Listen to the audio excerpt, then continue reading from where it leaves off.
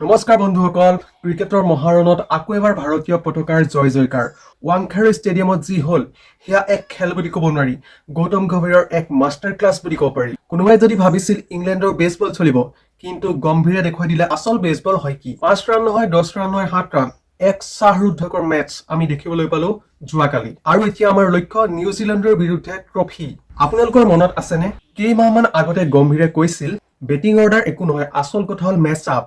Social মিডিয়াত বহুতে হাঁহিছিল, বহুতে সমালোচনা কৰিছিল, কিন্তু কালি ব্ৰেণ্ডন মেককুলামৰ দৰে জিনিয়াছক গম্ভীৰে যি চেকমেট দিলে, তাৰ পিছত এতিয়া সকলোৰে সমালোচনাৰ মুখ বন্ধ।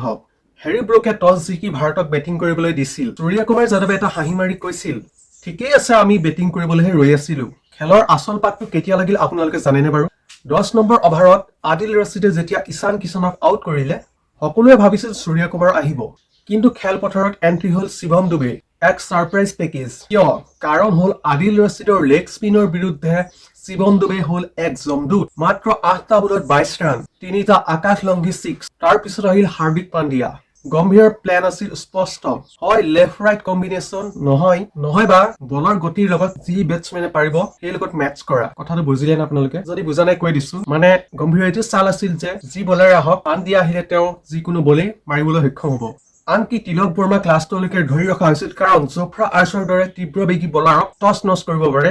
ইংলেণ্ডৰ কেপ্টেইন হেৰি ব্ৰুকৰ এনেকুৱা এটা অৱস্থা হৈছিল, ফিল্ডিং সজাব নে বলিং চেঞ্জ কৰিব, একো ধৰিবই পৰা নাছিলে। কিন্তু বেটিং নহয় বন্ধুসকল, আচল মছলাটো এতিয়াহে আহিল। ইংলেণ্ডৰ জেকব বেথালে যেতিয়া ৰান বনাই আছিলে, ভাৰতীয় ফেন্সৰ বুকু ঢিপ ঢিপ কৰি আছিল, এক নেইল বাইটিং মেটচ হ'বলৈ গৈ আছিলে। কিন্তু গম্ভীৰ আৰু সূৰ্যৰ হাতত আছিল আন এক প্লেন।